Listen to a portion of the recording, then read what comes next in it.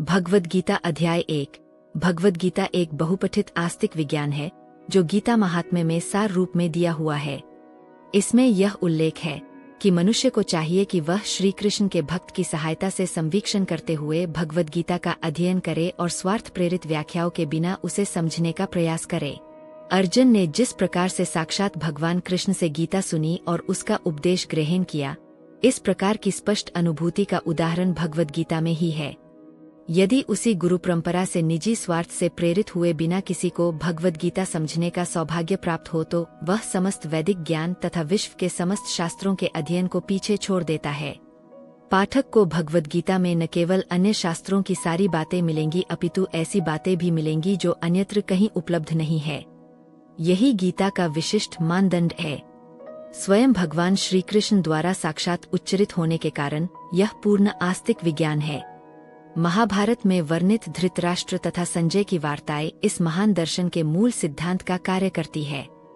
माना जाता है कि इस दर्शन की प्रस्तुति कुरुक्षेत्र के युद्धस्थल में हुई जो वैदिक युग से पवित्र तीर्थस्थल रहा है।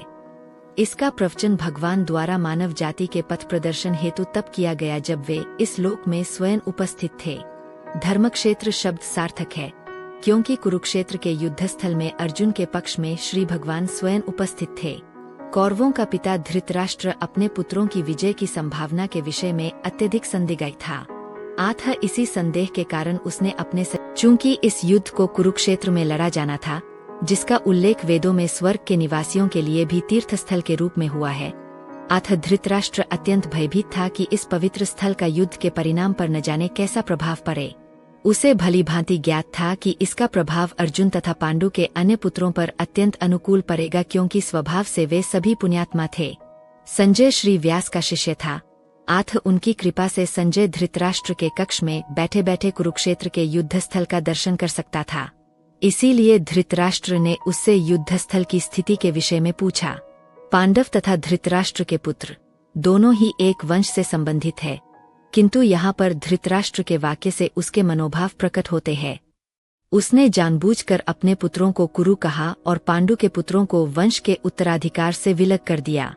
इस तरह पांडु के पुत्रों अर्थात अपने भतीजों के साथ धृतराष्ट्र की विशिष्ट मनःस्थिति समझी जा सकती है।